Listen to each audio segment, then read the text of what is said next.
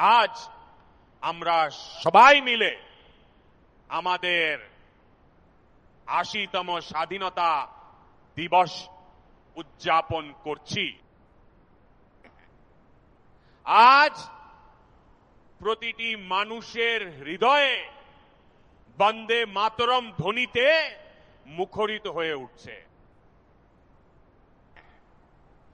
আজ প্রতিটি ঘরে তেরঙ্গা উড়ছে, প্রত্যেকের মনে বিরাজ করছে তেরঙ্গা। আর দেশ প্রবল উৎসাহ ও উদ্দীপনার সাথে নতুন নতুন সব সংকল্প নিয়ে সামনের দিকে এগিয়ে চলেছে। আপনাদের সবাইকে স্বাধীনতা দিবসের অনেক অনেক শুভেচ্ছা জানাচ্ছি। দেশ আজ এক নতুন উচ্চতায় পৌঁছেছে। দেশ আজ সেই সব মহান সন্তানদের অত্যন্ত শ্রদ্ধার সঙ্গে স্মরণ করছে যারা দেশের স্বাধীনতার জন্য নিজেদের জীবন বলিদান দিয়েছেন, নিজেদের তপস্যা, ত্যাগ এবং আত্মবলিদানের মাধ্যমে শুধুমাত্র স্বাধীনতার জন্য তারা নিজেদের জীবন উৎসর্গ করেছেন। শ্রদ্ধেয় বাপু সহ সকল স্বাধীনতা সংগ্রামী এবং বলিদানের মহান পরম্পরাকে জাগ্রতকারী সেই সমস্ত মহান বিপ্লবীদের প্রতি আজ আমি সশ্রদ্ধ প্রণাম জানাই।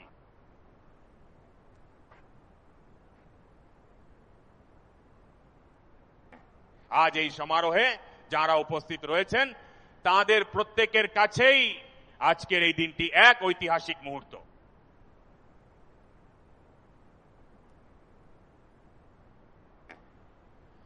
স্বাধীনতার পর 15ই আগস্ট লাল কেল্লায় প্রথমবারের মতো বন্দে মাতরম প্রতিধ্বনিত হচ্ছে।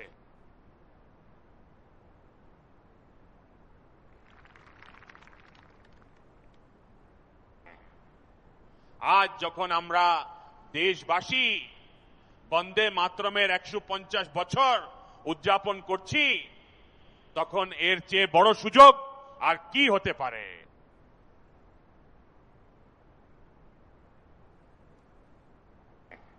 আমার প্রিয় দেশবাসী, গত কয়েকদিনে দেশের বিভিন্ন অংশে বন্যার প্রকোপ দেখা দিয়েছে, ভূমিধসের প্রকোপ দেখা দিয়েছে, যার ফলে অনেক পরিবার ক্ষতিগ্রস্ত হয়েছে।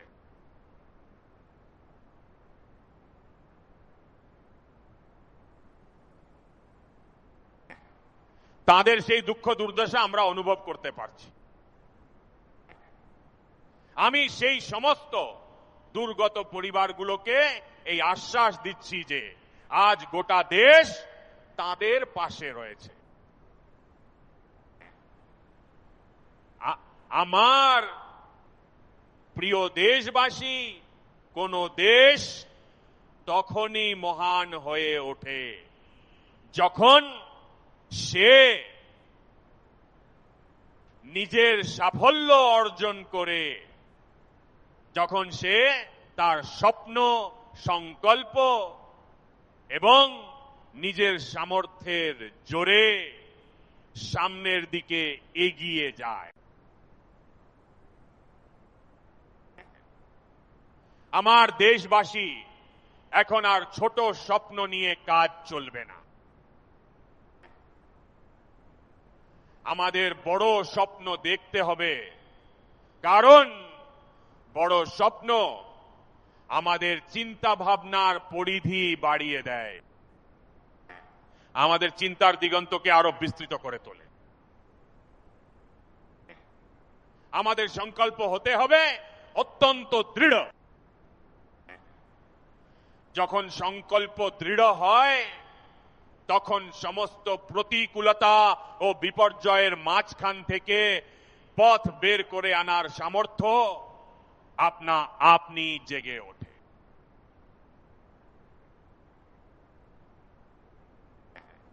আর আমার প্রিয় দেশবাসী, আমাদের সংকল্প অনেক উঁচু হওয়া উচিত, কারণ স্বপ্ন যখন বড় হয় এবং সংকল্প যখন উঁচু হয় তখন আমাদের প্রচেষ্টার পাশাপাশি আমাদের সামর্থ্যের উচ্চতাও বহুগুণ বৃদ্ধি পায়।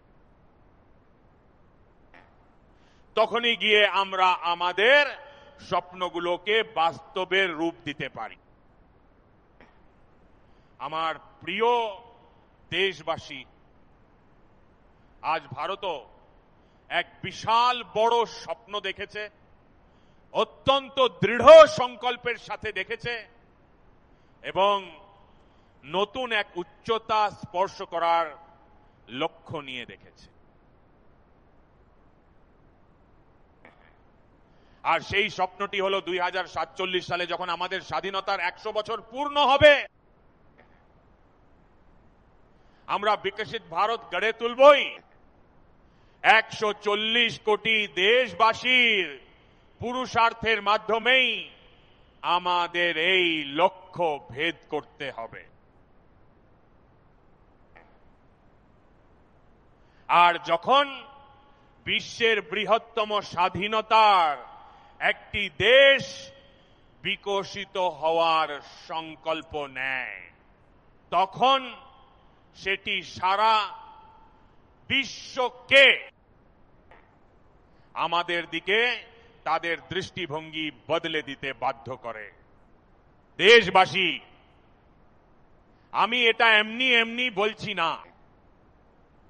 দেশের কোটি কোটি নাগরিক, তারা দলিত হন, পীড়িত হন, বঞ্চিত হন, আদিবাসী হন, গ্রামের বাসিন্দা হন, কিংবা শহরের বাসিন্দা হন, মধ্যবিত্ত হন, তরুণ বা প্রবীণ হন, নারী বা পুরুষ হন, কিংবা উত্তর, দক্ষিণ, পূর্ব বা পশ্চিমের হন, বিগত 12 বছরে প্রত্যেক নাগরিক একটি দৃঢ় সংকল্প এবং নিষ্ঠার সাথে দেশকে উন্নতির শিখরে পৌঁছানোর লক্ষ্যে সর্বপ্রকার চেষ্টা চালিয়ে গেছেন। আমি তাদের এই প্রচেষ্টাকে সশ্রদ্ধ চিত্তে স্বীকার করি। আর ঠিক এরই ফলস্বরূপ এত অল্প সময়ের মধ্যে 25 কোটি দেশবাসী দারিদ্র্যকে জয় করে দারিদ্র্য থেকে বেরিয়ে আসতে পেরেছেন।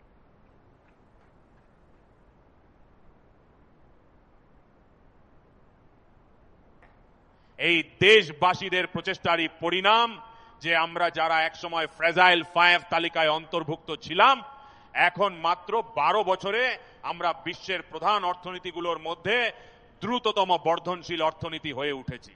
বন্ধুগণ, দেশ স্বাধীন হয়েছিল, অনেক স্বপ্ন নিয়ে স্বাধীন হয়েছিল, কিন্তু দুর্ভাগ্যবশত আমরা তখন গতি অর্জন করতে পারিনি, আমরা গতি ধরতে পারিনি।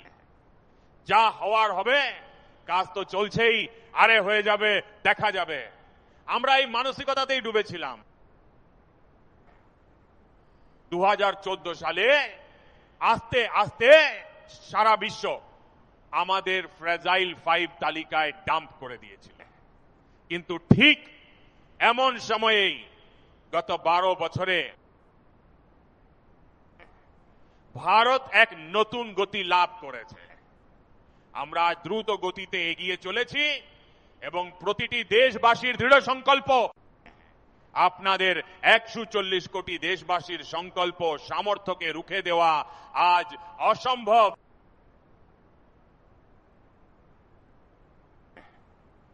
আমার প্রিয় দেশবাসী, বিগত 12 বছরে প্রতিরক্ষা উৎপাদন প্রায় 4 গুণ বৃদ্ধি পেয়েছে, খাদি ও গ্রামোদ্যোগের উৎপাদন বেড়েছে প্রায় 5 গুণ, ইলেকট্রনিক ম্যানুফ্যাকচারিং বেড়েছে প্রায় 7 গুণ, আধুনিক রেলওয়ে কোচের নির্মাণ আজ 21 গুণ বৃদ্ধি পেয়েছে, মোবাইল ফোন উৎপাদন 37 গুণ বৃদ্ধি পেয়েছে। শুধু তাই নয়, আধুনিক যুগের সাথে তাল মিলিয়ে ডিজিটাল এবং উদ্ভাবনী দুনিয়াতেও আমরা আমাদের সাফল্যের ছাপ রেখেছি। ইন্টারনেট ব্যবহারকারীর সংখ্যা প্রায় 4 গুণ বেড়েছে। পেটেন্ট মঞ্জুর হওয়ার সংখ্যাও বৃদ্ধি পেয়েছে 4 গুণ। ডিজিটাল লেনদেন 100 গুণ বেড়েছে। সাধারণ মানুষের সুযোগ সুবিধার উন্নতির দিকেও আমরা ঠিক ততটাই গুরুত্বের সাথে কাজ করেছি। প্রতি বছর গড়ে আমরা 15 গুণেরও বেশি দ্রুত গতিতে নল দিয়ে জলের সংযোগ দিয়েছি। প্রতি বছর গড়ে প্রায় 6 গুণ বেশি গতিতে সাধারণ মানুষকে গ্যাস সংযোগ দেওয়া হয়েছে। প্রতি বছর 4 গুণ দ্রুত গতিতে দরিদ্রদের জন্য শৌচালয় নির্মাণের কাজ করা হয়েছে। প্রতি বছর 3 গুণ বেশি দ্রুত গতিতে দরিদ্রদের ঘর দেওয়ার কাজ করা হয়েছে। দেশের শাসন ব্যবস্থাতেও অনেক বড় পরিবর্তন এসেছে। আমরা হাজার হাজার কমপ্লায়েন্স দূর করেছি, কয়েকশো পুরনো আইন বাতিল করেছি। কারণ গত শতাব্দীর পুরনো আইন দিয়ে একবিংশ শতাব্দীর পথ চলা হতে পারে না। আমরা মেট্রোর বিস্তার ঘটিয়েছি, পাবলিক ট্রান্সপোর্টকে আরো শক্তিশালী করে তুলেছি। যে গতিতে আর যে বিশাল স্তরে আমরা কাজ করেছি, এই সবকিছু, এই কাজের গতি, এই বিস্তার, এই অভূতপূর্ব সাফল্য স্বাধীনতার পর এই প্রথম সম্ভব হয়েছে। গত 1 দশকে আমরা এই চিত্রটি প্রথমবার দেখেছি, যখন এত সাফল্য আমাদের সামনে রয়েছে, যখন এত দ্রুত গতি লক্ষ্য করা যাচ্ছে, প্রতিটি মুহূর্তে দেশবাসীর সামর্থ্য প্রকাশ পাচ্ছে। তখন 2047 সালের মধ্যে বিকশিত ভারত গড়ার সংকল্প কোনোভাবেই অপূর্ণ থাকতে পারে না। এই সমস্ত তথ্য ও পরিসংখ্যানই বলে দিচ্ছে যে আমরা এক উজ্জ্বল ভবিষ্যতের পথে এগিয়ে চলেছি। আমার প্রিয় দেশবাসী, তবে যে কোনো বড় লক্ষ্যের জন্য প্রয়োজন আত্মবিশ্বাসের, প্রয়োজন আত্মগৌরবের, আর সেই সঙ্গে আত্মনির্ভর ভারত গড়ে তোলাও অত্যন্ত জরুরি। সেই কারণেই বিগত বছরগুলোতে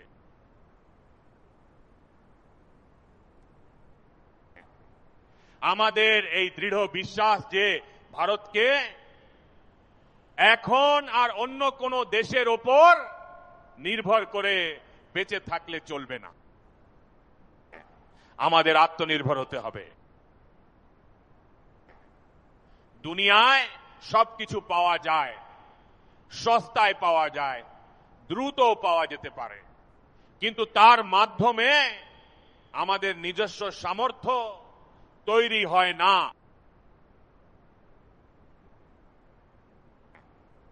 আর তাই আমাদের নিজেদের সক্ষমতাকে আরো বাড়িয়ে তুলতে হবে। নিজেদের স্বার্থের সুরক্ষা আমাদের নিজেদেরই নিশ্চিত করতে হবে। আর তাই আত্মনির্ভর ভারতের সংকল্প নিয়ে আমরা অত্যন্ত দৃঢ়তার সাথে এগিয়ে চলেছি।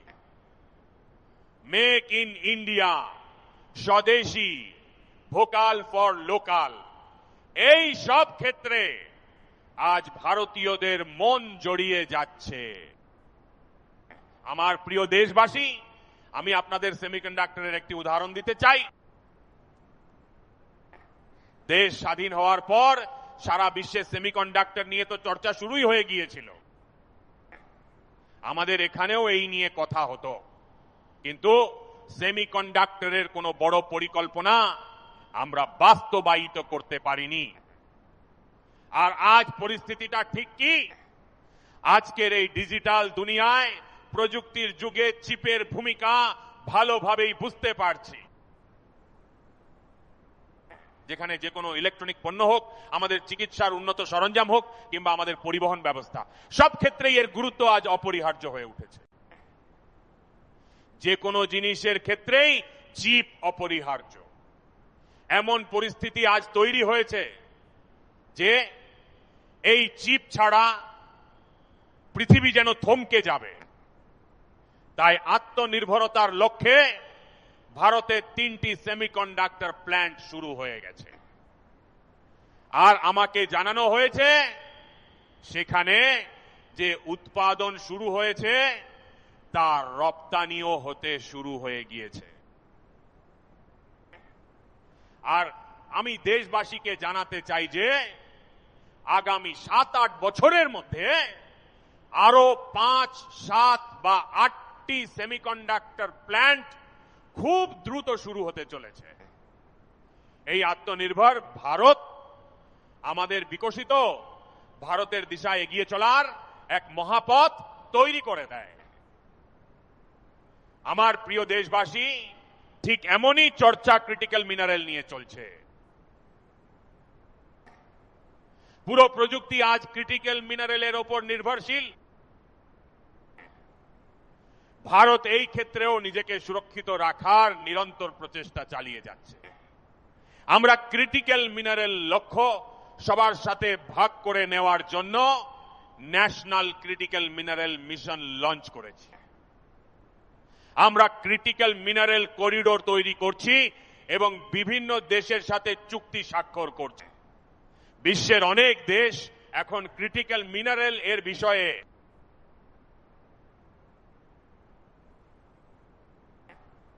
ভারতের ওপর ভরসা করতে শুরু করেছে।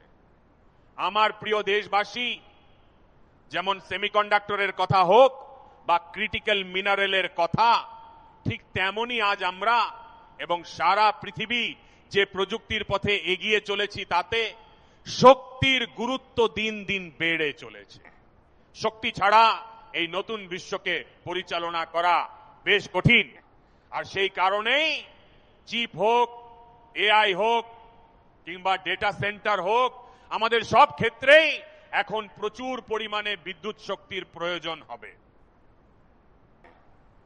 এনার্জি সিকিউরিটি আমাদের বর্তমান সময়ের দাবি। আর সেই কারণেই আমরা ইতিমধ্যেই সেই লক্ষ্যে একটার পর একটা বলিষ্ঠ পদক্ষেপ নিয়েছি। এনার্জি সিকিউরিটির একটি বড় মাধ্যম পারমাণবিক শক্তি, নিউক্লিয়ার এনার্জি। আমরা পার্লামেন্টে শান্তি অ্যাক্ট পাস করে একটি নতুন লক্ষ্যের দিকে এগিয়ে যাওয়ার পথ সুনিশ্চিত করেছি। 2040 সালের মধ্যে আমরা 100 গিগাওয়াট নিউক্লিয়ার পাওয়ার উৎপাদনের লক্ষ্য নিয়ে এগিয়ে চলেছি। এই এক দশকের মধ্যেই আমরা 5টি নতুন নিউক্লিয়ার রিঅ্যাক্টর চালু করার লক্ষ্য নিয়ে এগিয়ে চলেছি।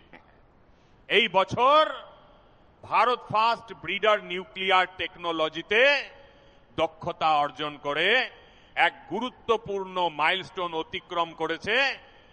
আর এর ফলেই পারমাণবিক জ্বালানির ক্ষেত্রে আত্মনির্ভর হয়ে ওঠার পথে আমরা সাফল্যের এক অত্যন্ত বড় পদক্ষেপ নিয়েছি।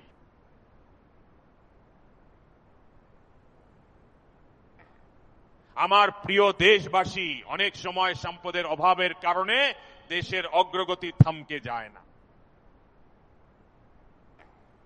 কিন্তু চিন্তা ভাবনার সীমাবদ্ধতা বাধার কারণ হয়ে দাঁড়ায়। চিন্তাধারা যখন গণ্ডিবদ্ধ হয়ে যায়, যখন তা সীমাবদ্ধতার জালে আটকে কলুষিত হতে শুরু করে, তখন আমরা নিজেদের সামর্থ্যকে চিনতে পারি না। দেশকে আজ কাঁচা তেলের জন্য অন্যের উপর নির্ভর করতে হচ্ছে। আর এটা হয়েছে আমাদের ভুল চিন্তা ভাবনার কারণে। আপনারা জানলে অবাক হবেন যে ভুল চিন্তাধারার কারণে আমরা আমাদের উপকূল রেখার 99% অংশকেই নো গো এরিয়া ঘোষণা করে রেখেছিলাম। এমনকি আমরা নিজেরাই সমুদ্রের গভীরে গিয়ে খনিজ সম্পদের এক্সপ্লোরেশন না করার সিদ্ধান্ত নিয়ে ফেলেছিলাম। এটি ছিল চিন্তা ভাবনার দৈন্য। আমরা সিদ্ধান্ত নিলাম এটা আর চলতে দেওয়া যায় না। আমাদের যে 99% উপকূলীয় অঞ্চল আগে নো গো এরিয়া হিসেবে পরিচিত ছিল, আমরা সেগুলোকে এখন গো অ্যাহেড এরিয়া হিসেবে উন্মুক্ত করে দিয়েছি। আর এখন আমরা সমুদ্রের তলদেশেও এক্সপ্লোরেশন করার পাশাপাশি নতুন নতুন ভান্ডার খোঁজার লক্ষ্যে এগিয়ে চলেছি। আমরা প্রতিনিয়ত সেই প্রচেষ্টাই চালিয়ে যাচ্ছি। গত বছর আমরা সেই লক্ষ্যেই এক গুরুত্বপূর্ণ পদক্ষেপ গ্রহণ করে সমুদ্র মন্থনের ঘোষণা করেছিলাম এবং গত কয়েকদিনে আমরা এই কাজের জন্য 25,000 কোটি টাকা বরাদ্দ করে কাজটিকে আরো ত্বরান্বিত করার সিদ্ধান্ত নিয়ে ফেলেছি। আমার প্রিয় দেশবাসী, এনার্জি সিকিউরিটি প্রসঙ্গে আমি এটাই বলতে চাই যে আমাদের এখন শক্তির বিকল্প উৎসের দিকেও পূর্ণ শক্তি দেওয়া অত্যন্ত জরুরি। আর সেই কারণেই শক্তির সঠিক ব্যবহার বাড়িয়ে ভারত আজ এই লক্ষ্য অর্জনে দ্রুত গতিতে কাজ করে চলেছে। 2014 সালের আগে, অর্থাৎ আজ থেকে 12 বছর আগে, আমাদের দেশে মাত্র 70টি শহরে পাইপলাইনের মাধ্যমে গ্যাসের ব্যবস্থা ছিল, পাইপে গ্যাস ডিস্ট্রিবিউশন হতো। এই 70টি শহরের সংখ্যাকে বাড়িয়ে আমরা 700টি শহরে পৌঁছে দিয়েছি।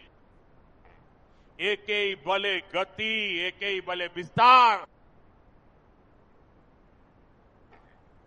2014 সালের আগে টেনে টুনে মাত্র 20-22 লক্ষ বাড়িতে পাইপলাইনের মাধ্যমে গ্যাস পৌঁছতো।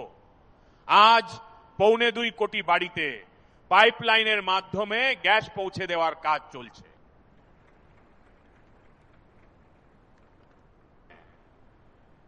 বারো বছর আগে দেশে সোলার এনার্জির ক্যাপাসিটি ছিল মাত্র 2 গিগাওয়াট। 2 গিগাওয়াট। আজ আমরা 1 গিগাওয়াটের লক্ষ্যমাত্রা অর্জন করেছি। আমার প্রিয় দেশবাসী, আমি আপনাদের আরো একটি তথ্য দিতে চাই। দেশের মধ্যবিত্ত শ্রেণী, সাধারণ পরিবারগুলো যাতে সুফল পায় সেই দিকেও আমরা ঠিক ততটাই গুরুত্ব দিয়েছি। আমরা পিএম সূর্য ঘর মুফত বিজলি যোজনা চালু করেছি। এটা ভেবে ভালো লাগছে যে এত অল্প সময়ে 5 লক্ষ বাড়ির সোলার এনার্জির কাজের ক্ষেত্রে আমরা নির্ধারিত লক্ষ্যমাত্রা ছাড়িয়ে গেছি। অত্যন্ত দ্রুত গতিতে এগোচ্ছে এবং এর ফলে হাজার হাজার বাড়ির ইলেকট্রিসিটি বিল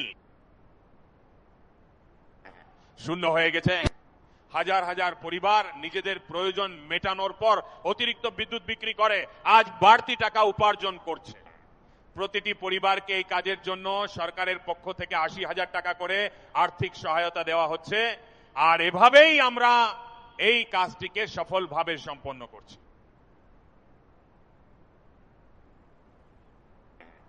আমার প্রিয় দেশবাসী, আপনারা শুনলে অবাক হবেন যে আমাদের দেশে রেলের ইলেকট্রিফিকেশনের কাজ শুরু হয়েছিল 1925 সালে।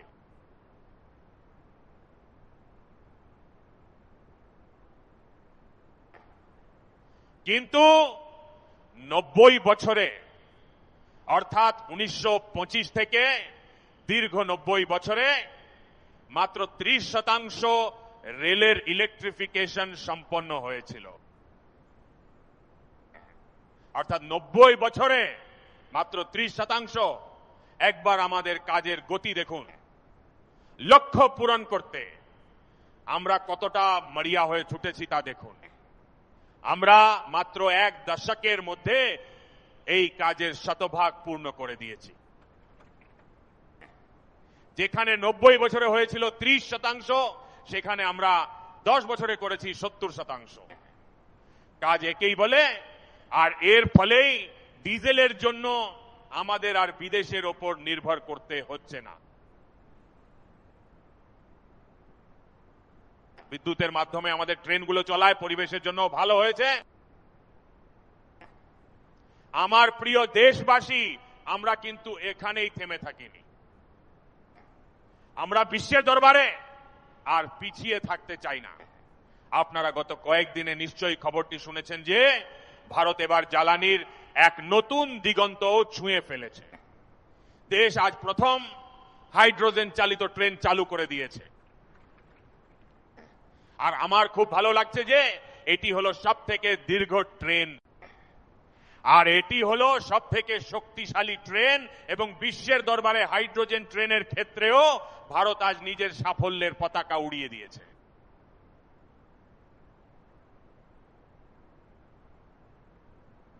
দেশবাসী গত 10-12 বছর ধরে আমরা অনবর 2047 সালের লক্ষ্য অর্জনের জন্য অবিরাম ছুটে চলেছি এবং একের পর এক মাইলস্টোন অতিক্রম করে চলেছি। আমরা কখনো ভাবতেও পারিনি যে আমাদের এই যাত্রাতেও বেশ কিছু বিপত্তির মুখে পড়তে হবে।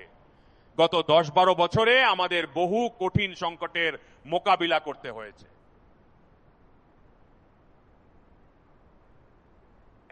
করোনার মতো বৈশ্বিক মহামারী পুরো বিশ্বকে উদ্বেগের মধ্যে ফেলে দিয়েছিল, সমস্ত ব্যবস্থা একেবারে তছনছ হয়ে গিয়েছিল। করোনা থেকে আমরা যখন সবে বেরোলাম তখনই যুদ্ধের ভয়াবহতার খবর আসতে শুরু করলো।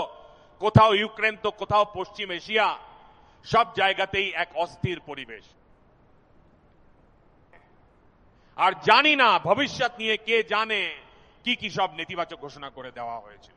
দেশকে ভয় দেখানো, দেশকে আতঙ্কিত রাখা এবং দেশকে চিন্তিত রাখা, এসবের মধ্যেই কিছু মানুষ খুব আনন্দ খুঁজে পান। ভ্যাকসিন পাওয়া যাবে না, কোভিডের কবলে মানুষ আর বাঁচবে না, কিছুই আর হওয়ার নেই, পশ্চিম এশিয়ার সংকট এলো। বলা হলো পেট্রোল পাম্পে পেট্রোল মিলবে না, গ্যাস পাওয়া যাবে না, ডিজেল পাওয়া যাবে না, সার পাওয়া যাবে না, এই ধরনের অজস্র গুজব ছড়িয়ে ভারতের মানুষকে আতঙ্কিত করে, তাদের মনে ভয় ধরিয়ে দিয়ে এবং গভীর দুশ্চিন্তার সাগরে ডুবিয়ে দিয়ে কিছু মানুষ এক অদ্ভুত আনন্দ খুঁজে পাচ্ছিলেন। তবে দেশ আজ দেখতে পাচ্ছে যে গত 10-12 বছরের সুচিন্তিত পরিকল্পনাগুলো এখন সাফল্যের মুখ দেখছে এবং আমরা এই বিশাল সংকটের মাঝেও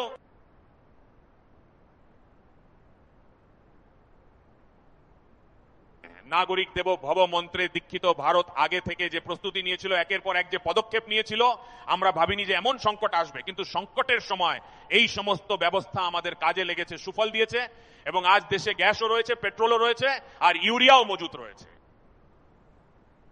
আমরা নিজেদের শক্তির ওপর দাঁড়িয়ে সামনের দিকে এগিয়ে চলেছি। আমার প্রিয় দেশবাসী, বিশ্বের এই বর্তমান সংকটগুলোর প্রভাব সবার ওপরই পড়েছে আর আমরাও এর থেকে মুক্ত নই। সারা বিশ্বে আজ এক বস্তা ইউরিয়ার দাম 3000 টাকায় পৌঁছে গেছে।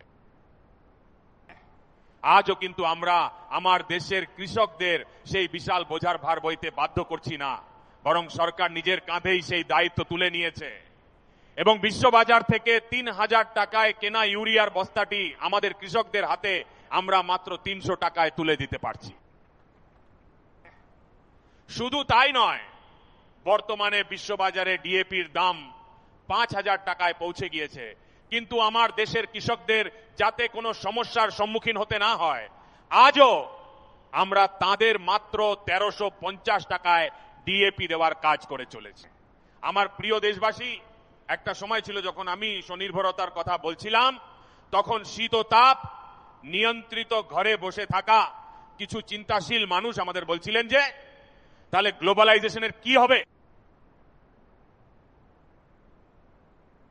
কিন্তু সারা বিশ্ব দেখছে যে গত এক দশকে বিশ্ব যেন গ্লোবালাইজেশনের কথা বলাই বন্ধ করে দিয়েছে। যেখান থেকে একসময় গ্লোবালাইজেশনের দাবি উঠতো, আজ সেখান থেকে আর কোনো আওয়াজ পাওয়া যাচ্ছে না। বিশ্বের প্রতিটি দেশই এখন নিজের নিজের সমস্যার গুরুত্ব আর নিজস্ব সমাধানের দিকেই বেশি মনোনিবেশ করেছে।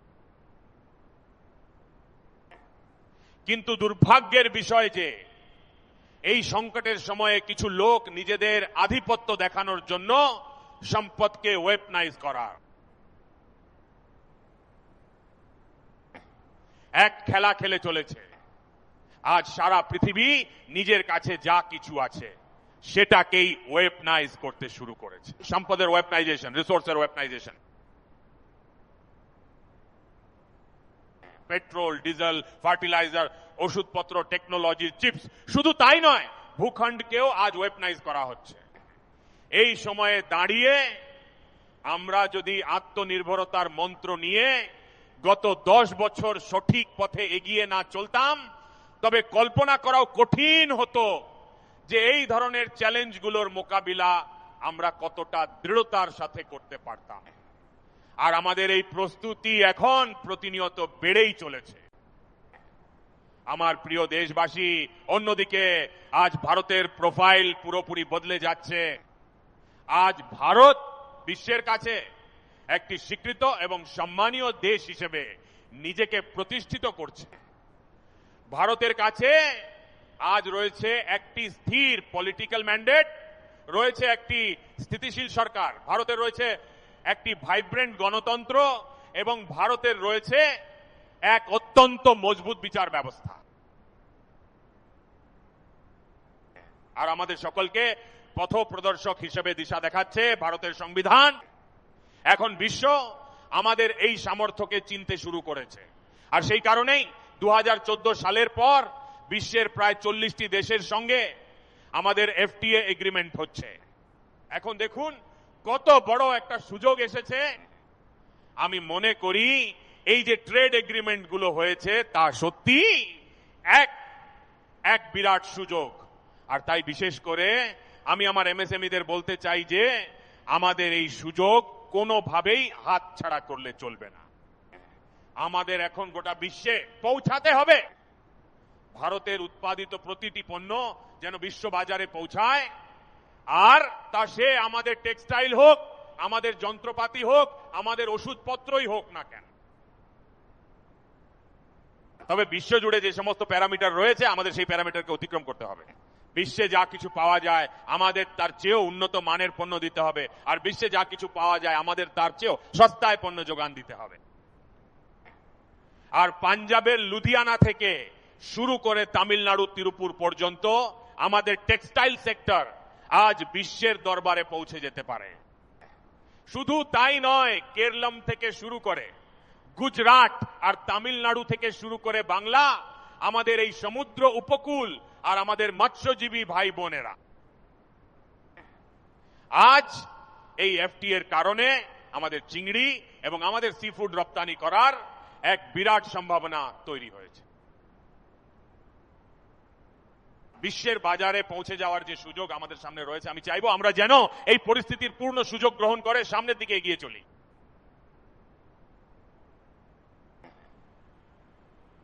আমার প্রিয় দেশবাসী, আমি আপনাদের সামনে যে রূপরেখা তুলে ধরেছি তার পেছনে 2047 সালের লক্ষ্য এই মজবুত ভিত্তির ওপর দাঁড়িয়ে আছে। 2047 সালের মধ্যে বিকশিত ভারতের যে লক্ষ্য তা আসলে গত 10-12 বছরে দেশবাসী যে সামর্থ্য দেখিয়েছে সেই অদম্য সামর্থ্যেরই একটি অবিচ্ছেদ্য অংশ। শতাব্দীর এক চতুর্থাংশ সময় ইতিমধ্যেই অতিক্রান্ত হয়েছে, আর পরবর্তী এক চতুর্থাংশ সময় আমাদের জন্য অত্যন্ত গুরুত্বপূর্ণ। এখন আর আমাদের থেমে থাকলে চলবে না, আমাদের গতিও এখন আর থেমে থাকবে না। আমাদের দিশা ইতিমধ্যেই স্থির হয়ে গেছে, আমাদের সাফল্য অর্জন করতেই হবে এবং তার জন্য আমাদের কাজের ধরনকেও বদলে ফেলতে হবে। আমাদের ওয়ার্ক কালচার পরিবর্তনের সাথে সাথে আমাদের চিন্তাধারাকেও বদলাতে হবে, সেই সঙ্গে আমাদের কাজের গতিকেও আরো ত্বরান্বিত করতে হবে। গত 5-7 দশকে যে কাজগুলো সম্পন্ন হয়নি, আমাদের আগামী 5-7 বছরের মধ্যে সেই কাজগুলোই করে দেখাতে হবে। আর আমার পূর্ণ আস্থা আছে আমার দেশের যুবশক্তির ওপর, দেশের তরুণদের ওপর, আমার দেশের মা ও বোনেদের ওপর, আমার দেশের কৃষকদের ওপর, আমার দেশের শ্রমিকদের ওপর, যে আমরা সকলে মিলে এই স্বপ্নকে সফল করতে পারি। আর সেই কারণেই আমাদের রিফর্মের গতিকেও আরো ত্বরান্বিত করতে হবে। আর আমি যখন রিফর্মের কথা বলছি তখন মনে রাখবেন, রিফর্ম আমাদের কাছে কেবল কোনো কম্পালশন নয়, এমনকি রিফর্ম আমাদের জন্য কোনো সমস্যাও নয়।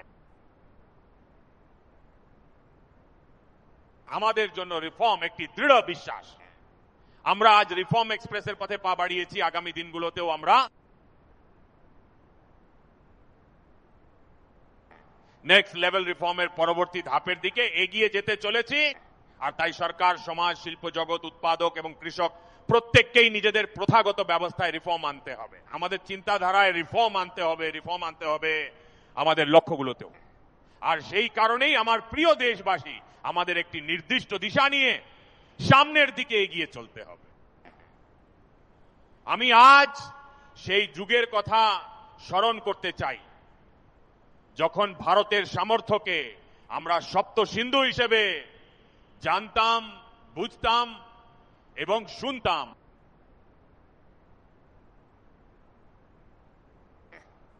এখন বিকশিত ভারত গড়ার লক্ষ্যে আমাদের এক নতুন ধারার প্রয়োজন। আজ লাল কেল্লার প্রাকার থেকে আমি দেশের সামনে শক্তির সপ্ত ধারার আবাহন করছি। আগামী 5-7 বছরের মধ্যে গত 5-7 দশকে যা সম্পন্ন হয়নি তা আমরা এই সপ্ত ধারার সামর্থ্য ও শক্তি দিয়ে করে দেখাবো। আমরা দেশকে এক নতুন উচ্চতা, নতুন গতি প্রদান করব, নতুন সব লক্ষ্য পূরণের প্রয়োজনীয় সামর্থ্য দেব। আর এর পাশাপাশি দেশ গঠনে দেশের যুবশক্তির সামর্থ্যকেও পুরোদমে কাজে লাগানো হবে, তাদের শক্তিকে সম্মিলিত করা হবে। আগামী দিনগুলোতে আমি যখন সপ্তধারার কথা বলি তখন সেই সপ্তধারার প্রথম শক্তি হলো ম্যানুফ্যাকচারিং পাওয়ার। আমার প্রিয় দেশবাসী, আমাদের ম্যানুফ্যাকচারিং সেক্টরকে অনেক দূর এগিয়ে নিয়ে যেতে হবে। আর উৎপাদন বাড়ানোর পাশাপাশি আমাদের ছোট ছোট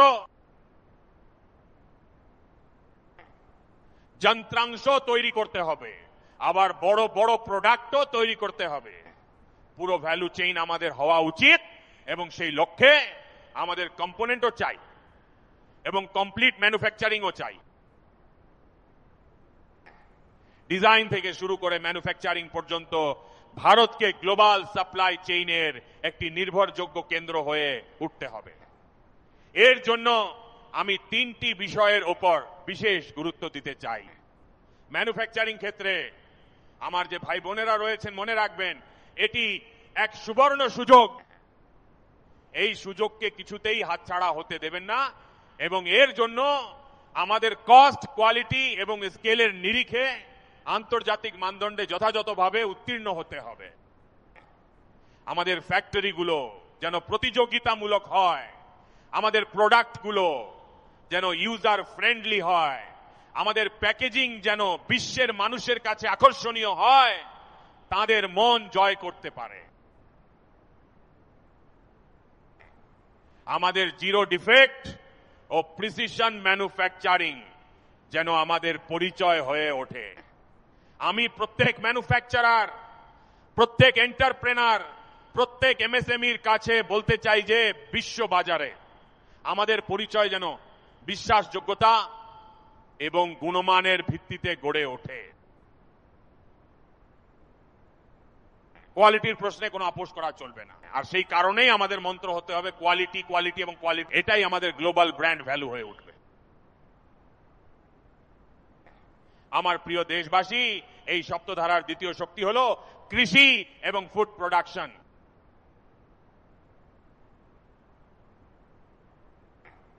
আমাদের কৃষকদের জন্য এখন বিশ্বের বাজার খুলে গেছে। এফপির মাধ্যমে আমরা এক বিশাল বড় বাজার পাচ্ছি।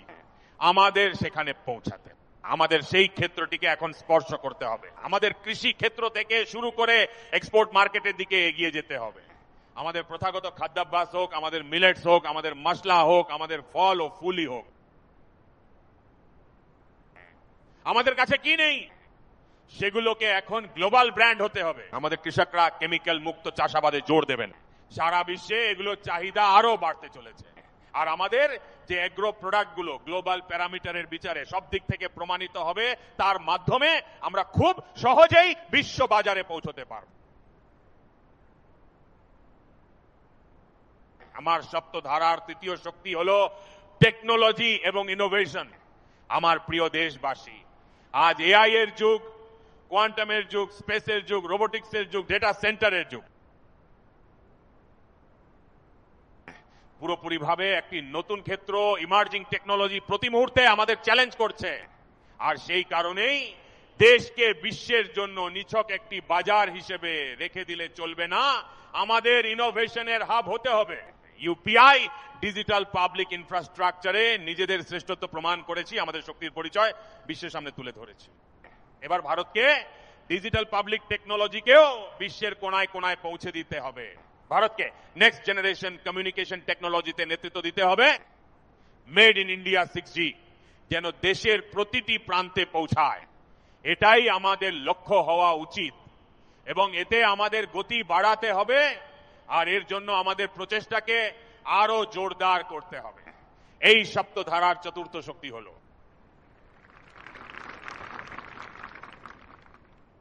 গতিশক্তি। এই গতিশক্তির মাধ্যমে দেশের অভ্যন্তরে সিমলেস ফাস্ট কানেক্টিভিটির ওপর আমাদের বিশেষ জোর দিতে হবে। শহরগুলোকে আমাদের হাই স্পিড রেলের মাধ্যমে যুক্ত করতে হবে। আধুনিক হাইওয়ে প্রয়োজন, ইনল্যান্ড ওয়াটারওয়েজ চাই, এয়ারপোর্ট চাই, মাল্টিমডাল লজিস্টিকের সুব্যবস্থা চাই। আমাদের বন্দরগুলোকে শুধুমাত্র পণ্য ওঠানামার জায়গা হিসেবে দেখলে চলবে না, শুধু বিশ্বের জাহাজগুলো এসে সেখানে নোঙর করবে এটুকুই যথেষ্ট নয়। আমাদের বন্দরগুলোকে নিয়ে পোর্ট লেড ডেভেলপমেন্ট গ্রোথের অভিমুখে আমাদের এগিয়ে যেতে হবে। আমাদের সপ্তধারার পঞ্চম শক্তি হল রক্ষা শক্তি, আর প্রতিরক্ষা শক্তির গুরুত্ব সব দিক থেকেই অপরিসীম। আমার প্রিয় দেশবাসী, ডিফেন্সের ক্ষেত্রে স্বনির্ভর হওয়া যে কতটা জরুরি ভারত এখন তা অনুভব করেছে, গোটা বিশ্বও তা অনুভব করেছে। বিশ্ব যখন কেবল নিজের কথাই ভাবছে, তখন ভারত বিশ্বের জন্য স্রেফ একটা বাজার হয়ে পড়ে থাকতে পারে না। আমাদের ডিফেন্সের ক্ষেত্রে স্বনির্ভর হতেই হবে। Next generation defence technology develop করে আমাদের গ্লোবাল সাপ্লায়ার হওয়ার লক্ষ্যে এগিয়ে যেতে হবে। আমাদের ড্রোন কাউন্টার ড্রোন সিস্টেম বিকশিত করতে হবে এবং হাইপারসোনিক ডিফেন্স টেকনোলজিতে আমাদের নেতৃত্ব দিতে হবে। এর পাশাপাশি রয়েছে সাইবার সুরক্ষা, যা আজ প্রতিটি পরিবারের কাছে এক বড় সমস্যা হয়ে দাঁড়িয়েছে। সেটিও প্রতিরক্ষার একটি ক্ষেত্র যেখানে আমাদের যুব সমাজের যে সামর্থ্য রয়েছে, সেই সামর্থ্যকে আমরা দেশ ও বিশ্বের কল্যাণে কাজে লাগাতে পারি। আমাদের সপ্তধারার ষষ্ঠ শক্তি হল গ্রিন ইকোনমি, ব্লু ইকোনমি, যা গ্রিন জব কর্মসংস্থানেরও জন্ম দেয়। আমাদের green hydrogen, renewable energy, energy storage, green mobility, green manufacturing এর ক্ষেত্রে আমাদের বৈশ্বিক স্তরে সাফল্য অর্জন করতেই হবে। বিশ্ব যখন গ্লোবাল ওয়ার্মিং নিয়ে ক্রমাগত আলোচনা করে চলেছে, তখন আমরা ক্রমাগত এর সমাধানের পথ খুঁজে চলেছি এবং ভারত একটি গ্রিন মুভমেন্টের বিশাল সামর্থ্য নিয়ে এগিয়ে চলেছে। ভারতের কাছে ব্লু ইকোনমির ক্ষেত্রেও এক অত্যন্ত বড় সুযোগ রয়েছে। আমাদের সমুদ্রতট অনেক দীর্ঘ, বিশাল। ব্লু ইকোনমির ক্ষেত্রে এখানে অনেক বড় সুযোগ রয়েছে। Fisheries, coastal tourism, ocean technology, এমন অনেক ক্ষেত্র রয়েছে যেগুলোতে আমরা এগিয়ে যেতে পারি। আমার প্রিয় দেশবাসী, ভারত যখন সপ্তধারার কথা বলে এগিয়ে চলেছে, তখন আমাদের সপ্তম ধারাটি হল, এবং বিশ্বের কাছেও এর নিজস্ব একটি গুরুত্ব রয়েছে, আর তা হল ভারতের সফট পাওয়ার। এটি ভারতের সফট পাওয়ারের শক্তি। যোগাসন আজ গোটা বিশ্বকে ভারতের সঙ্গে জুড়ে রেখেছে। যোগ বিশ্বের জন্য শক্তির এক উৎস হয়ে উঠছে, ভারতের প্রতি বিশ্বাসের এক বড় কারণ হয়ে দাঁড়াচ্ছে। যে ভারতের কাছে আস্থার কেন্দ্র রয়েছে, যে ভারতের কাছে আয়ুর্বেদ রয়েছে, যে ভারতের কাছে হলিস্টিক হেলথ কেয়ারের মতো সুব্যবস্থা রয়েছে, সেখানে আজ হিল ইন ইন্ডিয়া মুভমেন্ট শুরু হয়েছে। আমরা আমাদের সামর্থ্যকে বিশ্বের দরবারে পৌঁছে দিতে পারি, তা সে হস্তশিল্প হোক, সংস্কৃতি হোক, আমাদের চলচ্চিত্র হোক, আমাদের ক্রিয়েটিভ ওয়ার্ল্ড হোক, ভিএফএক্স হোক, আমাদের অ্যানিমেশন হোক, গেমিং হোক, কিংবা ডিজিটাল কন্টেন্ট হোক। ক্রিয়েটিভ ওয়ার্ল্ডের ক্ষেত্রে ভারত নিজের দাপট দেখাতে পারে। আমাদের একে বৈশ্বিক সামর্থ্য হিসেবে গড়ে তুলতে হবে। আজ ভারত ওয়েব সামিটকে একটি উল্লেখযোগ্য গতি দিয়েছে। সারা বিশ্ব আজ ধীরে ধীরে ভারতের ওয়ার্ল্ড অডিও ভিজুয়াল এন্টারটেইনমেন্ট সামিটের দিকে তাকিয়ে আছে, এবং এটি ভারতের সফট পাওয়ার ও ভারতের ক্রিয়েটিভ দুনিয়ার সাথে সারা বিশ্বকে পরিচিত করাবে। আমার প্রিয় দেশবাসী, ভারতের কাছে রয়েছে বিশাল বনজ সম্পদ। আমাদের কাছে 100টিরও বেশি ন্যাশনাল পার্ক রয়েছে। এর ক্ষমতা প্রচুর, কিন্তু বিদেশি পর্যটকদের আকৃষ্ট করতে আমরা কিছুটা পিছিয়ে রয়েছি। আমাদের সফট পাওয়ারের মাধ্যমে বিশ্বের পর্যটকদের ভারতের প্রতি আকর্ষিত করার এক বড় সুযোগ আমাদের এই সামর্থ্য রয়েছে। আমাদের বিশ্বকে দেখাতে হবে আমরা এই কাজটি খুব সহজেই করতে পারি এবং যত দ্রুত সম্ভব এই পর্যটকদের কাছে পৌঁছাবো। আজ বিশ্বে খেলাধুলাও হলো ভারতের প্রতি আকর্ষণের এক বিশাল কেন্দ্র। তাই বিশ্বের বড় স্পোর্টস ইভেন্ট কেন ভারতেই হবে না? কন্টেন্ট ইকোনমি আজ ব্যাপক হারে বৃদ্ধি পাচ্ছে, যা দেশের যুব সমাজের কাছে এক বড় আকর্ষণ। বিশ্বের প্রত্যেক শিল্পী চান যে কোনো না কোনো সময় ভারতের মাটিতে তারা অনুষ্ঠান করবেন। এটি একটি অত্যন্ত বড় সুযোগ। একে মোবিলাইজ করার জন্য আমাদের উপযুক্ত ব্যবস্থা গড়ে তুলতে হবে। বন্ধুগণ, সপ্তধারার এই 7টি শক্তির উদ্দেশ্য কেবল একটি বিশেষ ক্ষেত্রে উন্নতি করা নয়, বরং একটি হলিস্টিক অ্যাপ্রোচের মাধ্যমে আমাদের এগিয়ে যেতে হবে। দেশ যে লক্ষ্য নিয়ে আজ এগিয়ে চলেছে, যে অ্যাম্বিশন নিয়ে আমরা চলছি, সেই স্কেলকে অতিক্রম করার লক্ষ্যেই আমাদের নিরন্তর কাজ করে যেতে হবে। আমার প্রিয় দেশবাসী, কিছু কথা আমি বলেছি, কিন্তু আমি এর থেকেও এগিয়ে ভাবি। আমি যখন দেশকে জাগ্রত করতে চাই, তখন আমি দেশের শক্তিকেও জাগ্রত করতে চাই। দেশ বলতে কেবল সরকার বোঝায় না, দেশ মানে দেশের প্রত্যেক নাগরিক এতে যুক্ত। আমরা কি এটা ভাবতে পারি না? আমরা ফরচুন 500 এর কথা তো অনেক শুনি। আগামী এক দশকে এই ফরচুন 500 তালিকার মধ্যে 50টি কোম্পানি ভারতের কেন হবে না?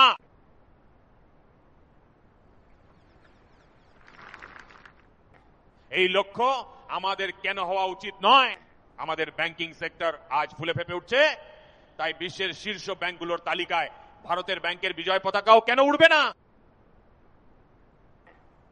বিশ্বের সেরা 5টি ব্যাংকের মধ্যে ভারতেরও অন্তত একটি ব্যাংক থাকা উচিত।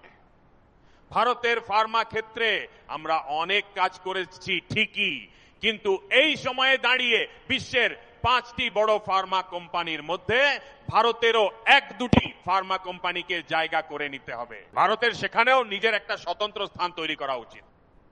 আজকে দুনিয়ায় বড় বড় ল ফার্ম রয়েছে, রেটিং এজেন্সি রয়েছে, তাই বর্তমান সময়ে গ্লোবাল লিডারশিপের হ্রাস এখন আমাদের হাতে থাকা উচিত নয় কি? আমাদের ট্যালেন্ট আছে, সামর্থ্য আছে। পাশাপাশি আমাদের এক দীর্ঘ ইতিহাসও রয়েছে। বিভিন্ন ভাষার ওপর আমাদের দখল রয়েছে, তাই আমাদের বিশ্বের দরবারে পৌঁছানো উচিত। দুনিয়ার প্রথম সারির সংস্থাগুলোর মধ্যে কেন আমাদের কোনো কনসাল্টিং ফার্ম, অ্যাকাউন্টিং ফার্ম থাকবে না? ভারতের টেকনোলজি কোম্পানিগুলো বিশ্বের দরবারে শ্রেষ্ঠ হোক, এটাই আমাদের লক্ষ্য হওয়া উচিত। আমাদের এমন সব ব্র্যান্ড গড়ে তুলতে হবে যা সারা বিশ্বকে আকৃষ্ট করবে। আমাদের ব্র্যান্ড হবে আমাদের দেশের পরিচয় এবং তা বিশ্বের জন্য একটি ডেস্টিনেশন হয়ে উঠবে। সেই দিশাতেই আমাদের কাজ করতে হবে। আর এর জন্য আমি রাজ্য সরকারগুলোকে অনুরোধ করতে চাই, আমি স্থানীয় স্বায়ত্তশাসন সংস্থাগুলোকেও বলতে চাই, সেই সাথে ভারত সরকারেরও এটা দায়িত্ব যে আমাদের রিফর্মের গতি আরো বাড়াতে হবে। আমাদের 2047 সালের লক্ষ্যের সাথে সামঞ্জস্য রেখে আমাদের ব্যবস্থা সমূহকে উন্নত করতে হবে। আমরা অতীতের নীতি নিয়ম মেনে চলতে পারি না, বরং আমাদের আগামীর স্বপ্ন অনুযায়ী নীতি নিয়ম তৈরি করতে হবে এবং আমরা যদি এটি করতে পারি, তবে আমার পূর্ণ বিশ্বাস যে আমরা সফল হব। আর আমি দেশবাসীকে ভরসা দিচ্ছি, এই পথে কঠোর পরিশ্রমে কোনো খামতি না রেখে আমরা বিকশিত ভারতের স্বপ্ন পূরণ করেই ছাড়ব। আমাদের সকলকে মিলেমিশে চলতে হবে। কেন্দ্র সরকার হোক, রাজ্য সরকার হোক কিংবা ইন্ডাস্ট্রি, আমাদের সকলকে একজোট হয়ে এগিয়ে যেতে হবে। আমাদের রিফর্মস চালিয়ে যেতে হবে, রিফর্মসকে আরো এগিয়ে নিয়ে যেতে হবে। আর আমি আগেও বলেছিলাম, আমরা রিফর্ম কোনো কম্পালশন থেকে নয়, বরং কনভিকশন থেকে করছি। আমরা তা করছি আমাদের লক্ষ্য অর্জনের জন্য। আমার প্রিয় দেশবাসী, যখন আমি বিকশিত ভারতের কথা বলছি, তখন আমি দেশকে এক দ্রুত গতিতে এগিয়ে নিয়ে যাওয়ার কথাই বলছি। এর সবচেয়ে বড় সুবিধাভোগী কে? এই সমস্ত প্রচেষ্টার সবচেয়ে বড় সাধকই বা কে? যদি কেউ সাধক থেকে থাকে, তবে সে হলো আমার দেশের যুব সমাজ। তারা আমার দেশের যুব শক্তি। বিকশিত ভারতের যাত্রায় যুবকদের ভূমিকা অত্যন্ত গুরুত্বপূর্ণ। শুধু তাই নয়, বিকশিত ভারতের সবচেয়ে বড় সুবিধাভোগীও আমার দেশের এই যুব সমাজই। আর সেই কারণেই আমাদের বিকশিত ভারতের লক্ষ্যকে যুবকদের সাথে যুক্ত করে সামনের দিকে এগিয়ে নিয়ে যেতে হবে। যুব সমাজ আমাদের সর্বোচ্চ অগ্রাধিকারের সাথে আমাদের সামনের দিকে এগিয়ে যেতে হবে। বন্ধুগণ, গত 10 থেকে 12 বছরে সেই অভিমুখে অনেক কাজ সম্পন্ন হয়েছে। স্টার্ট আপ ইন্ডিয়া অভিযানের কথাই ধরা যাক, আজ সারা দেশে 2.5 লক্ষেরও বেশি রেজিস্টার্ড স্টার্ট আপ গড়ে উঠেছে। আমাদের দেশের যুবকরা আজ শুধু নিজেরাই কাজ করছে না, বরং তারা আরো অনেকের জন্য কর্মসংস্থানের সুযোগ তৈরি করে দিচ্ছে। ভারত সরকার 1 লক্ষ কোটি টাকার একটি ইনোভেশন ফান্ড ঘোষণা করেছে। আমি দেশের যুব সমাজকে বলতে চাই, আপনারা আপনাদের স্বপ্নগুলো নিয়ে এগিয়ে আসুন। সম্পদের কোনো অভাব আমরা হতে দেব না। আপনাদের মেধা ও বুদ্ধিকে সামর্থ্য যোগাতে আমরা 1 লক্ষ কোটি টাকার একটি ব্যবস্থা করেছি, যাতে গবেষণার নতুন নতুন সুযোগ পাওয়া যায়। ডিজিটাল ইন্ডিয়ার নতুন সস্তা ডেটা আমাদের যুব সমাজকে শক্তিশালী করেছে। বিশ্বে যদি কোথাও সবচেয়ে সস্তা ডেটা থেকে থাকে, তবে তা এই ভারতের মাটিতেই আছে। আর এভাবেই দেশের যুবশক্তি যুবকদের নতুন শক্তি জুগিয়েছে। আমরা স্কিল ইন্ডিয়া ন্যাশনাল প্রোগ্রাম তৈরি করেছি। স্পেস সেক্টরকেও আমরা এখন উন্মুক্ত করে দিয়েছি। আমরা ন্যাশনাল ড্রোন পলিসি তৈরি করেছি, খেলো ইন্ডিয়া পলিসি তৈরি করেছি। গত 35 বছর ধরে আমাদের দেশে কোনো এডুকেশন পলিসি ছিল না। এখন আমরা নতুন এডুকেশন পলিসি নিয়ে এসেছি এবং এর সবচেয়ে বড় সুবিধা আমাদের মধ্যবিত্ত পরিবারগুলো পেয়েছে। বন্ধুগণ, আমি আপনাদের 2004 থেকে 2014 সালের একটি পরিসংখ্যান দিতে চাই। 2004 থেকে 2014 সাল পর্যন্ত আমাদের দেশে 350টিরও কম বিশ্ববিদ্যালয় ছিল। আর আজ গত 10-12 বছরের মধ্যেই প্রায় 650টি নতুন বিশ্ববিদ্যালয় দেশের সঙ্গে যুক্ত হয়েছে। আমরা প্রায় 1000-এর কাছাকাছি পৌঁছে যাচ্ছি। 2014 সালের আগে মেডিকেলের মাত্র 400টি আসন ছিল। আজ সেখানে মেডিকেলের প্রায় 850 আসন তৈরি হচ্ছে। শুধু তাই নয়, এখন বিদেশি বিশ্ববিদ্যালয়গুলো ভারতের মাটিতে পা রাখছে। ভারতের মাটিতেই যাতে বিদেশি বিশ্ববিদ্যালয়ের ডিগ্রি আমার যুবকেরা পায়, তার ব্যবস্থাও করা হয়ে গেছে। আমাদের দেশের যুবকরা যাতে ছোটবেলা থেকেই প্রযুক্তির প্রতি আকৃষ্ট হয়, সেই লক্ষ্যেই আমরা কাজ করছি। আর সেই কারণেই আমরা প্রায় 10,000-এরও বেশি অটল টিঙ্কারিং ল্যাব আমরা ছোট ছোট শিশুদের হাতে তুলে দিয়েছি, যাতে উদ্ভাবন এবং প্রযুক্তির প্রতি তাদের আগ্রহ বাড়ে। গত 10 থেকে 12 বছরে যুবকদের জন্য আমরা অনেক নতুন পথ খুলে দিয়েছি। আপনারা নিশ্চয়ই দেখেছেন যে আমরা স্টার্ট আপের দরজা খুলে দিয়েছি। ভারতের প্রাইভেট স্টার্ট আপের ক্ষেত্রে মাত্র 28 বছর গড় বয়সের এক ঝাঁক যুবক প্রথম প্রচেষ্টাতেই নিজেদের স্যাটেলাইট এবং রকেট লঞ্চ করে দেখিয়েছে। বন্ধুগণ, তারা সত্যিই এক অভাবনীয় কাজ করে দেখিয়েছে। আজ প্রায় 2.5 লক্ষেরও বেশি রেজিস্টার্ড স্টার্ট আপ রয়েছে। বিগত দিনে আমরা এআই ইম্প্যাক্ট সামিটের আয়োজন করেছিলাম। এআই এর প্রসার অত্যন্ত দ্রুত গতিতে বাড়ছে। লাল কেল্লা থেকে আমি দেশের যুব সমাজের জন্য একটি ঘোষণা করতে চাই। আমরা সিদ্ধান্ত নিয়েছি যে আগামী 1 বছরের মধ্যে 1 কোটি তরুণ তরুণীকে এআই স্কিলের প্রশিক্ষণ দেওয়ার কাজ আমরা সম্পন্ন করব, যাতে আমাদের দেশের যুব সমাজের এআই এর জগতেও নেতৃত্ব দেওয়ার সামর্থ্য তৈরি হয়। বন্ধুগণ, বায়ো ইকোনমি এখন একটি নতুন ক্ষেত্র। 2014 সালের আগে একটা সময় ছিল যখন বায়ো ইকোনমিতে মাত্র 60,000 কোটি টাকার কাজ হতো। আমার দেশের যুবকেরা আপনারা কি অসাধ্য সাধন করেছেন তা একবার দেখুন। যখন নীতি সঠিক হয়, লক্ষ্য যখন স্পষ্ট থাকে, তখন আমার দেশের তরুণরা বায়ো ইকোনমিতে ঠিক কেমন করে ঘুরে দাঁড়াতে পারে তা আজ দৃশ্যমান। দেশের যুবশক্তি নিজেদের সামর্থ্য প্রমাণ করেছে। 2014 সালের আগে যেখানে বায়ো ইকোনমির ব্যবসা ছিল মাত্র 60,000 কোটি টাকার, আজ সেই ব্যবসা 20 লক্ষ কোটি টাকায় পৌঁছে গেছে। বন্ধুগণ,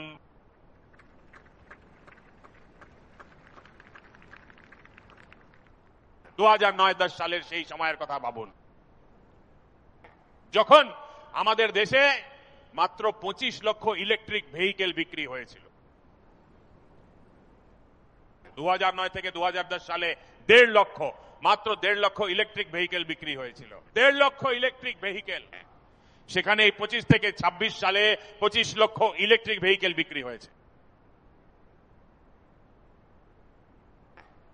আমার প্রিয় দেশবাসী, এভিয়েশন সেক্টরও আমাদের তরুণ প্রজন্মের জন্য খুব দ্রুত গতিতে এগিয়ে চলেছে।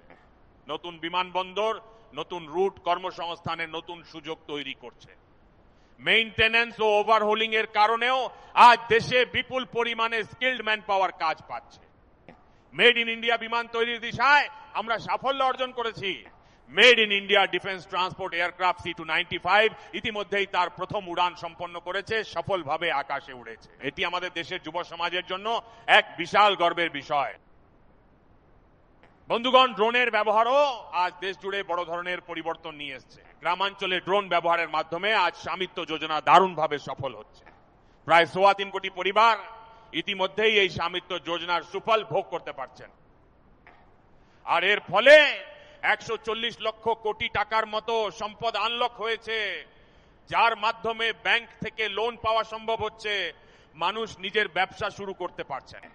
আমার প্রিয় দেশবাসী, আমাদের মধ্যবিত্ত পরিবারগুলোর সামনে এখন এক বড় বোঝা তৈরি হয়েছে, আর তা হলো কোচিং ক্লাসের প্রতিযোগিতা। প্রত্যেক বাবা মায়েরই এখন মনে হচ্ছে যে কোচিং ক্লাসে সন্তানকে না পাঠালে হয়তো সম্মান থাকবে না। এই দরিদ্র ও মধ্যবিত্ত পরিবারগুলোর কথা চিন্তা করেই আমরা পদক্ষেপ নিচ্ছি, যাতে তাদের হাজার হাজার কোটি টাকার খরচও সাশ্রয় হয়। সন্তানরাও যাতে নিজেদের আশেপাশেই থাকতে পারে, তাদের ঠিকমতো দেখভাল করা যায়, পরিবারের ওপর যেন কোনো আর্থিক বোঝা না চাপে, সেই লক্ষ্যেই আমরা যুব সমাজের জন্য বিভিন্ন প্রতিযোগিতামূলক পরীক্ষার বিনামূল্যে অনলাইন কোচিং দেওয়ার সিদ্ধান্ত নিয়েছি। ডিজিটাল পাবলিক ইনফ্রাস্ট্রাকচার রয়েছে, আমাদের কাছে অত্যন্ত মেধাবী শিক্ষক ও ট্যালেন্ট রয়েছে। এই সমস্ত সম্পদকে কাজে লাগিয়ে আমরা দেশের তরুণদের জন্য বিনামূল্যে কোচিং দেওয়ার একটা সম্পূর্ণ নেটওয়ার্ক গড়ে তুলতে চলেছে। আমার প্রিয় দেশবাসী, আমি সবসময় বলে আসছি, যারা খেলাধুলা করবে তারা অ্যাক্টিভ থাকবে। যখন আমি যারা খেলবে তারাই প্রস্ফুটিত হবে এই কথাটি বলছি, তখন বলি আমার প্রিয় দেশবাসী, আজ ভারত ক্রীড়া জগতে নিজের এক বিশেষ পরিচিতি তৈরি করে নিচ্ছে। এখন খেলার পোডিয়ামে ভারতের জাতীয় সঙ্গীত শোনা যায়, ভারতের রাজগান ধ্বনিত হয় এবং ভারতের তেরঙ্গা পতাকা সগৌরবে উড়তে দেখা যায়। এই লক্ষ্য পূরণে টোপস যোজনা এক বিশাল সফলতা অর্জন করেছে। খেলো India games, university games, winter games, beach games, sports infrastructure, sports এর জন্য কোচিং, স্পোর্টস মেডিসিন, স্পোর্টস এর জন্য নিউট্রিশন, এই সমস্ত বিষয়ে ভারত এখন পারদর্শিতা অর্জনের দিকে এগিয়ে চলেছে। যুব সমাজের জন্য এটি এক সম্পূর্ণ নতুন ক্ষেত্র। কেউ যদি খেলোয়াড় নাও হতে পারে, তাহলে এর সাপোর্ট সিস্টেমে আজ এক বিশাল বড় ক্ষেত্র উন্মোচিত হচ্ছে। আর এভাবেই ক্রীড়া বিশ্বে ভারতের প্রদর্শন ক্রমাগত উন্নত, এবং আমরা 2036 সালে অলিম্পিকের শক্তিশালী দাবিদার হয়ে ওঠার লক্ষ্যে নিরন্তর এগিয়ে চলেছি। আর 2030 সালে ভারত কমনওয়েলথ গেমস হোস্ট করতে যাচ্ছে। আর আমার বন্ধুগণ, অলিম্পিক গেমসে প্রায় 40 ধরনের খেলা অন্তর্ভুক্ত থাকে এবং প্রায় 350 বা 350টির মতো ভিন্ন ভিন্ন প্রতিযোগিতা থাকে এই অলিম্পিকে। আর এটা জেনে আপনাদের দুঃখ হবে, আমার দেশবাসী, আমার তরুণ বন্ধুরা, আমি আপনাদের কাছে এই চ্যালেঞ্জ রাখছি এবং আহ্বান জানাচ্ছি, আমি আপনাদের সাহায্য চাইছি। অলিম্পিকের প্রায় 350টি ইভেন্টের মধ্যে ভারত 2/3 খেলাতেই অংশ নিতে পারে না। সেখানে আমাদের কোনো অস্তিত্বই থাকে না, আমরা কোয়ালিফাই পর্যন্ত করতে পারি না। আমরা স্থির করেছি যে 2036 সালে যে অলিম্পিক আয়োজিত হবে, আমরা চাই তা ভারতেই হোক, কিন্তু 2036 সালে যেসব খেলায় আজ ভারত অংশগ্রহণ করে না, যেসব ইভেন্টে ভারত কোয়ালিফাই করতে পারে না, যে সমস্ত ইভেন্ট এতদিন ভারত ছেড়ে রেখেছে, সেই 3/4 ক্ষেত্র আজ আমাদের অপেক্ষায়। ভারত এখন সেই ক্ষেত্রগুলোর উপর জোর দেবে। আর এর জন্য আমরা ট্যালেন্ট হান্টের একটি অভিযানও শুরু করতে চাই। 2036 সালের অলিম্পিকের জন্য যদি আমরা খেলোয়াড় চাই, তবে আজ যারা 5 বছর 10 বছর বা 15 বছর বয়সী তরুণ যেই ছেলেরা রয়েছে তাদের দিকে নজর দিতে হবে, আমাদের কন্যাদের প্রতিও মনোযোগ দিতে হবে। আর সেই কারণেই 5 থেকে 15 বছর বয়সী শিশুদের মধ্যে ক্রীড়া প্রতিভা অন্বেষণ করার জন্য প্রতিটি গ্রামে, প্রতিটি শহরে এবং প্রতিটি স্কুলে একটি ট্যালেন্ট হান্ট অভিযান চালানো হবে। শিশুদের প্রতিভাকে পরখ করা হবে এবং তারপর তাদের বিশেষ প্রশিক্ষণ দিয়ে দেশের জন্য খেলার মতো দক্ষ খেলোয়াড় হিসেবে গড়ে তোলা হবে। আমার প্রিয় যুব সমাজ, দেশের সামনে, বিশেষ করে আমাদের তরুণ প্রজন্মের সামনে মাদক আসক্তি আজ এক বিশাল সংকট হয়ে দাঁড়িয়েছে। একটি নেশামুক্ত ভারত গড়ে তোলা আমাদের সকলের যৌথ দায়িত্ব হওয়া উচিত। আমাদের উজ্জ্বল ভবিষ্যতের স্বার্থে আমাদের তরুণ প্রজন্মকে শক্তিশালী হতে হবে। আমাদের যুবশক্তির সামর্থ্য যেন দেশের কাজে লাগে, সেই উদ্দেশ্যেই এই নেশামুক্ত ভারত গড়তে গত কয়েকদিনে মাই ভারতের ভলান্টিয়াররা দেশের এনজিওগুলি, দেশের সামাজিক ও সাংস্কৃতিক সংগঠনগুলি এবং দেশের আধ্যাত্মিক ব্যক্তিত্বরা মিলে নেশামুক্ত ভারত গড়ার লক্ষ্যে 100 সপ্তাহের একটি কর্মসূচি গ্রহণ করেছেন। আগামী 100 সপ্তাহ ধরে এই অভিযান চলতে থাকবে। আমি প্রতিটি পরিবারকে অনুরোধ জানাতে চাই যে আপনারাও এই অভিযানে অংশ নিন, এর সাথে যুক্ত হন এবং নেশামুক্ত ভারতের স্বপ্ন পূরণ করার জন্য আপনারাও এগিয়ে আসুন। আমার প্রিয় দেশবাসী, একবিংশ শতাব্দীতে দাঁড়িয়ে দেশের সামনে যে সমস্ত পুরনো চ্যালেঞ্জগুলি রয়েছে, সেই চ্যালেঞ্জগুলিকে সম্পূর্ণভাবে নির্মূল করা আজ অনিবার্য। নকশালবাদ এবং মাওবাদ লক্ষ লক্ষ তরুণের ভবিষ্যৎ নষ্ট করে দিয়েছে।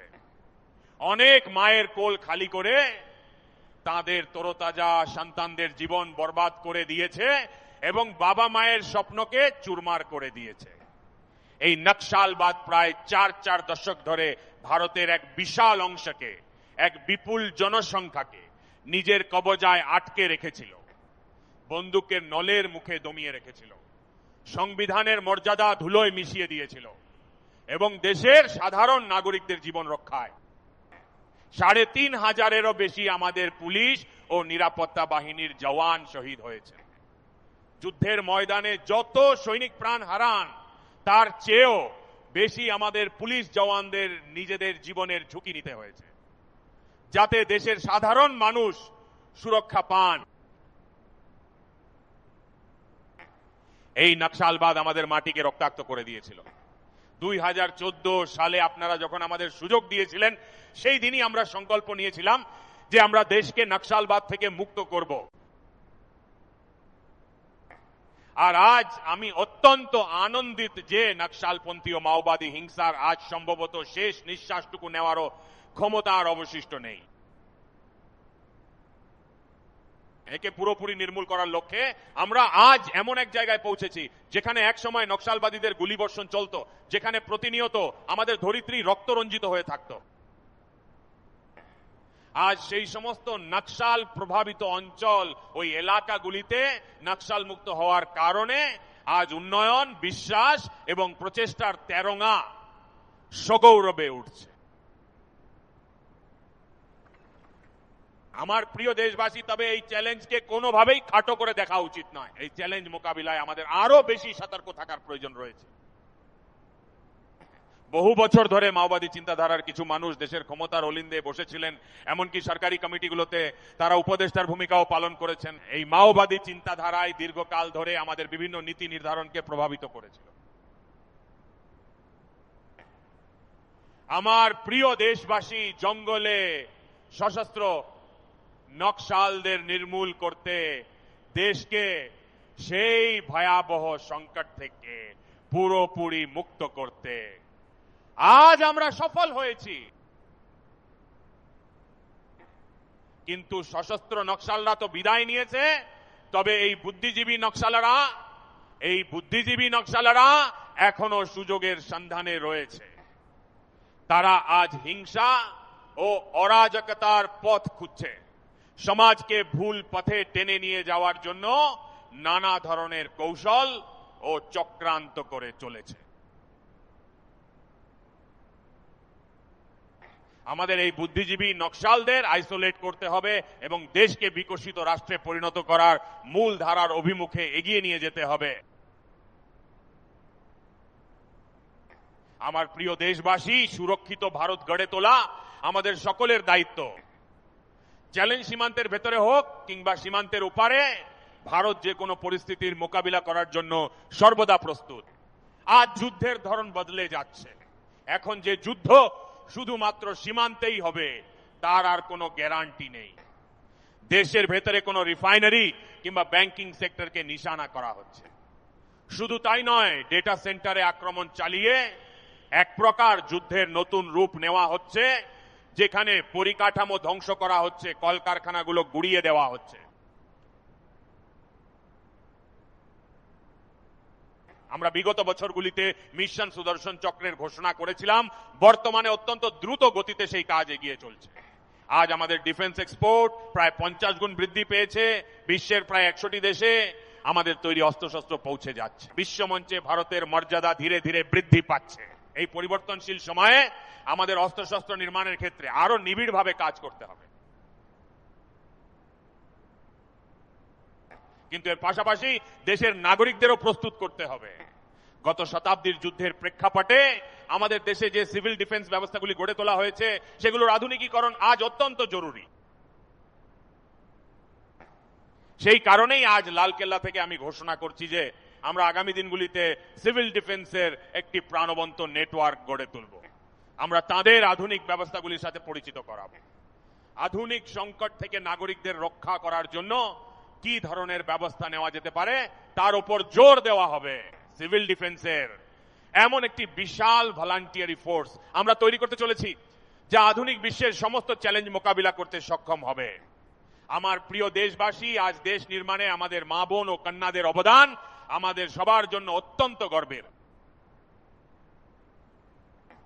যা আজ আমাদের কাছে এক বিশেষ অনুপ্রেরণার কারণ হয়ে দাঁড়িয়েছে।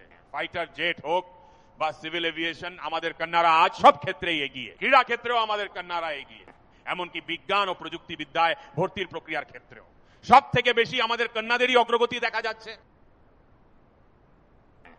আজ সেনাতেও এনডিএ থেকে যে কন্যারা উত্তীর্ণ হয়েছে, তারা অত্যন্ত গর্ব ও দাপটের সঙ্গে দেশের সেনাবাহিনীকে নেতৃত্ব দেওয়ার সামর্থ্য দেখাতে শুরু করেছে। সানন্দে একটি সেমিকন্ডাক্টর প্ল্যান্টে গিয়েছিলাম, দেখলাম যে আদিবাসী কন্যারা, দেশের বিভিন্ন প্রান্ত থেকে আসা আমাদের কন্যারা কাঁধে কাঁধ মিলিয়ে দক্ষতার সাথে কাজ করছে।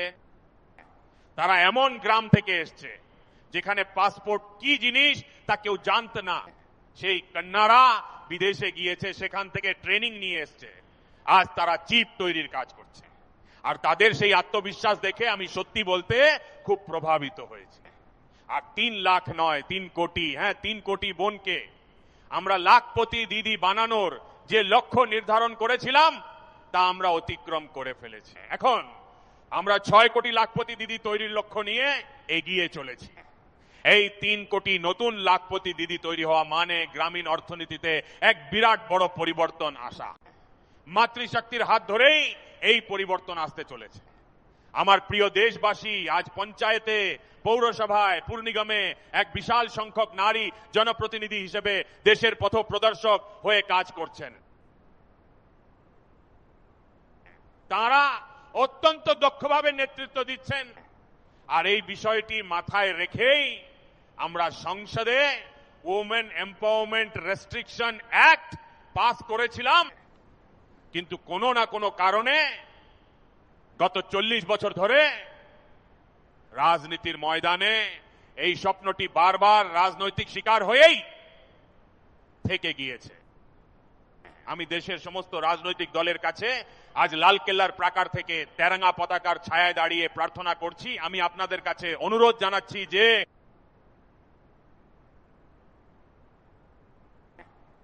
আসুন সেই নারীদের সামর্থ্যের পূজারী হয়ে উঠুন, তাদের সম্মানে এগিয়ে আসুন। আসুন আমরা সবাই মিলে চেষ্টা করি যাতে আমাদের মায়েদের ও বোনেদের খুব শীঘ্রই বিধানসভা এবং লোকসভায় 33% প্রতিনিধিত্ব সুনিশ্চিত হয়, যাতে তারা ভারতের নীতি নির্ধারণের ক্ষেত্রে নিজেদের অবদান রাখতে পারেন। এটাই সময়ের দাবি। আর আমি সমস্ত রাজনৈতিক দলের কাছে আবারও অনুরোধ জানাচ্ছি, আসুন মহিলা সংরক্ষণ চালু করে নারীর সম্মানে আপনারাও অংশীদার হন, আপনারাও এর কৃতিত্ব নিন, কিন্তু দয়া করে আমার মা বোনেদের তাদের ন্যায্য অধিকারটুকু দিন। আমার প্রিয় দেশবাসী, বিকশিত ভারতের সংকল্প তখনই বাস্তবায়িত হবে যখন উন্নয়নের সুফল সমাজের প্রান্তিক মানুষের কাছে পৌঁছাবে। 2014 সালের আগে দেশের মাত্র 25 কোটি মানুষের কাছে সোশ্যাল সিকিউরিটি কভার ছিল। মাত্র 25 কোটির কাছে গত 5-7 দশকে যেখানে এই সংখ্যাটা মাত্র 25 কোটি ছিল, সেখানে আমরা এক দশকের মধ্যেই 100 কোটি দেশবাসীকে সোশ্যাল সিকিউরিটি প্রদান করেছি। আয়ুষ্মান ভারত যোজনার মাধ্যমে 70 বছরের বেশি বয়স্কদের জন্য আজ 5 লক্ষ টাকা পর্যন্ত বিনামূল্যে ওষুধের ব্যবস্থা করা হচ্ছে। এর ফলে কোটি কোটি পরিবার আজ উপকৃত হচ্ছে। আর এই আয়ুষ্মান কার্ডের কারণে প্রায় 2 লক্ষ কোটি টাকা যা ওষুধ আর অপারেশনের পেছনে খরচ হওয়ার কথা ছিল, তা আজ আমার পরিবারগুলোর সন্তানদের বেঁচে গিয়েছে। সেই দরিদ্র আর মধ্যবিত্ত পরিবারগুলো আজ অনেক বড় সাশ্রয় করতে পেরেছে। আমার প্রিয় দেশবাসী, আজ আমাকে একটি বিশেষ কাজের জন্য আপনাদের সাহায্য চাই।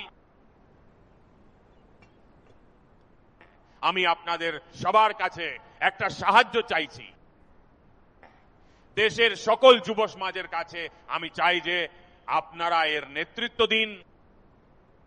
আপনাদের 1 বা 2 ঘন্টা সময় দেশকে এক বিশাল শক্তি প্রদান করতে চলেছে। আপনাদের মনে হতে পারে যে 1-2 ঘন্টায় আমি দেশকে এমন কি শক্তি দিতে পারি, আমি সেটা বলছি। আপনারা এক বিশাল শক্তিতে পরিণত হতে চলেছেন। সেই কারণেই প্রতিটি ঘরে ঘরে এমন পরিবেশ তৈরি হওয়া প্রয়োজন। সারা দেশে জনগণনার কাজ চলছে, সেন্সাসের কাজ চলছে। আর এই গণনা শুধুমাত্র পরিসংখ্যান দিয়ে তৈরি হয় না, এর খুঁটিনাটি বিচার করেই দেশের নীতি ও পরিকল্পনাগুলো নির্ধারিত হয় যাতে দেশ আরো এগিয়ে যেতে পারে। আর তাই সঠিক তথ্য থাকা অত্যন্ত জরুরি। কখনো কখনো সরকারের পক্ষ থেকে যে প্রতিনিধিরা আসেন তারা এত তাড়াহুড়ো করেন যে কখনো একটি বানান লেখেন, আবার কখনো অন্য কিছু লিখে ফেলেন। আর এর ফলে শেষ পর্যন্ত সঠিক ফলাফল পেতে আমাদের নানা সমস্যার সম্মুখীন হতে হয়। এখন যখন টেকনোলজি রয়েছে, তখন এবার আমরা সিদ্ধান্ত নিয়েছি যে আপনারা নিজেরাও জনগণনার কাজে আপনাদের তথ্য নিজেদের মোবাইল ফোন থেকে পূরণ করে জমা দিতে পারবেন।